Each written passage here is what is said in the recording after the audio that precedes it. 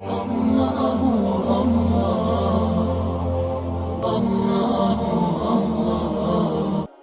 علیکم ورحمۃ اللہ وبرکاتہ۔ کیا واقعی عورت کے چوڑی نہ پہننے پر اس کے ہاتھ کا پکا ہوا کھانا کھانا حرام ہو جاتا ہے؟ اور کیا اسلام میں عورت پر چوڑیاں پہننا فرض ہے؟ محترم ناظرین، آج کی اس ویڈیو میں آپ کے سامنے اسی مسئلے کو وضاحت کے ساتھ بیان کرنے والا ہوں، تو ویڈیو کو آخر تک ضرور دیکھیں۔ اسلام ایک مکمل ضابط حیات ہے جو ہر معاملے میں رہنمائی فراہم کرتا ہے۔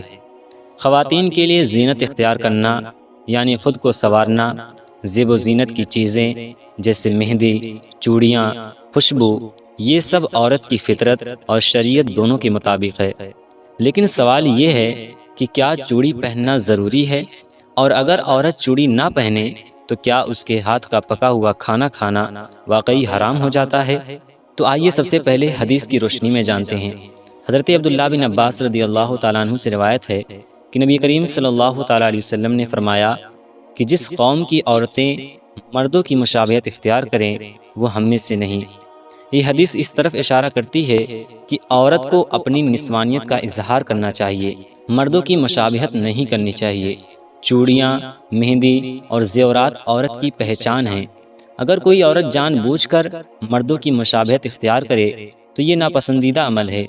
اب آتے ہیں اس بات کی طرف کہ کیا اس کے ہاتھ کا پکا ہوا کھانا کھانا حرام ہو جاتا ہے؟ تو یاد رکھیے، ایسا کوئی قرآن و حدیث کا واضح حکم نہیں ہے جو یہ کہتا ہو کہ چوڑیاں نہ پہننے والی عورت کے ہاتھ کا پکا ہوا کھانا کھانا حرام ہے۔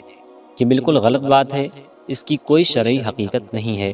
البتہ اگر کوئی عورت جان بوجھ کر مردوں کی مشابہت میں چوڑیاں، مہندی اور زیور چھوڑ دے تو یہ گناہ کا باعث ضرور بن سکتا ہے، لیکن اس کے ہاتھ کے پکے ہوئے کھانے کو حرام کہنا غلط ہے۔ اسلام میں چوڑیاں پہننا زینت کے طور پر پسندیدہ عمل ہے۔ یہ عورت کی فطرت اور شرعی حسن کا حصہ ہے۔ لیکن کسی خاتون نے اگر چوڑی نہ پہنی ہو تو ہم اس کے ہاتھ کے پکے ہوئے کھانے کو حرام نہیں کہہ سکتے۔ ہمارا فرض ہے کہ ہم دین کو صحیح طریقے سے سمجھیں۔ اگر آپ کو ویڈیو پسند آئی ہو تو لائک کریں، شیئر کریں اور ہمارے چینل کو سبسکرائب ضرور کریں۔ السلام علیکم ورحمۃ اللہ وبرکاتہ۔ Like a Hellcat.